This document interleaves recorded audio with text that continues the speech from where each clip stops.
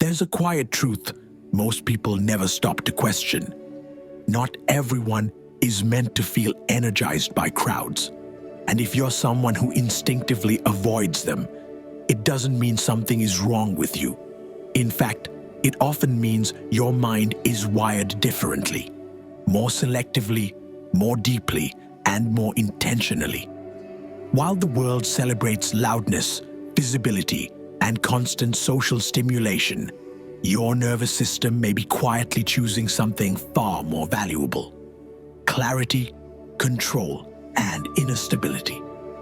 From a clinical psychology perspective, people who avoid crowds are often misunderstood. Society quickly labels them as shy, antisocial, anxious, or withdrawn. But psychology and neuroscience tell a far more nuanced story. Avoiding crowds is not a flaw.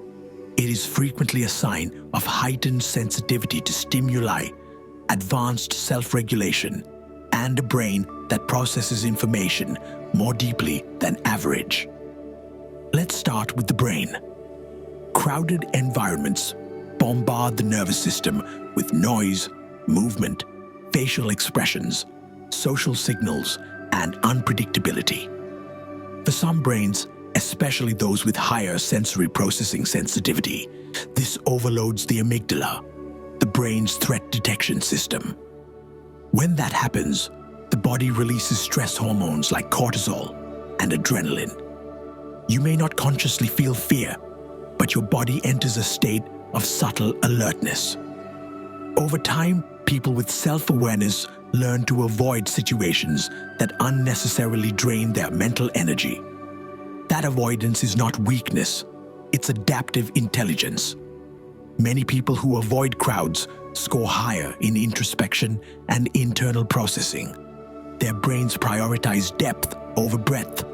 Instead of scanning dozens of social cues at once, they focus intensely on fewer inputs. This is why such individuals often think more deeply, feel more intensely, and notice details others miss. In psychology, this is linked to stronger activity in the prefrontal cortex, the area responsible for insight, self-control, and long-term decision-making. These are the same neural traits associated with wisdom, emotional regulation, and strategic thinking.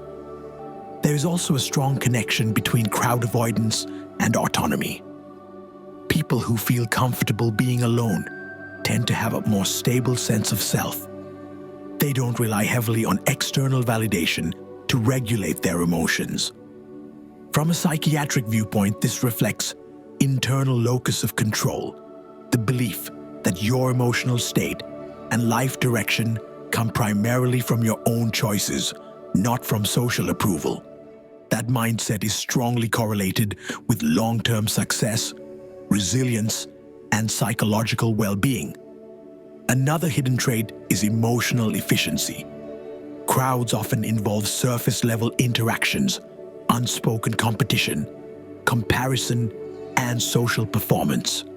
For people who avoid them, the brain unconsciously recognizes the emotional cost of these dynamics. Rather than spending energy managing impressions, they prefer environments where their thoughts can breathe. This allows emotional recovery, mental clarity, and creative problem solving. Many innovators, philosophers, and spiritual thinkers throughout history shared this trait, not because they disliked people, but because they valued mental precision over noise. It's also important to distinguish avoidance from fear. Clinically, fear-based avoidance is driven by anxiety and leads to suffering. But preference-based avoidance is driven by self-knowledge. If you avoid crowds because they disrupt your focus, exhaust you emotionally, or disconnect you from yourself, that is not pathology. That is boundary awareness. Healthy minds are selective about where they place their attention, because attention is the most powerful resource the brain has. People like this often experience fewer emotional spikes. They are less reactive, less impulsive, and less influenced by group emotion. Neuroscience calls this reduced emotional contagion, the tendency to unconsciously absorb the emotions of others. In crowds, emotions spread rapidly. Excitement, anger, panic, and insecurity can all transfer without words. Those who instinctively step away are often protecting their emotional baseline. Over time, this leads to greater emotional stability and mental control. However, this trait only becomes powerful when it is understood correctly. If you interpret your crowd avoidance as a defect, it creates shame. Shame activates the same neural pathways as physical pain and slowly erodes confidence. But when you reframe it as a strength, a sign of self-regulation and depth, it becomes grounding. You stop forcing yourself into environments that drain you and instead design a life that supports your mental health.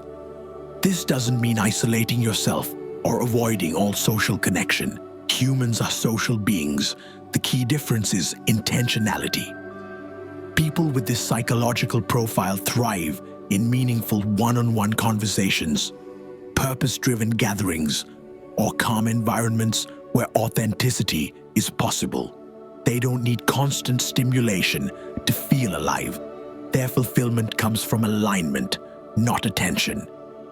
When you use your mind correctly, you stop fighting your nature. You learn how your brain responds to stimulation, how your emotions are regulated, and where your energy is best spent. That self-mastery reduces negativity, prevents burnout, and creates space for long-term growth. Instead of being pulled by the crowd, you choose your direction consciously. So if you've ever wondered why you feel more like yourself, away from noise, away from chaos, away from crowds, understand this. Rarity is often quiet. Strength doesn't always announce itself. Sometimes it simply knows when to step back. If you want to know more about human behavior, how the mind shapes emotions, how the brain reacts in certain situations, and how to build deeper self-control and clarity, subscribe to Humalyst.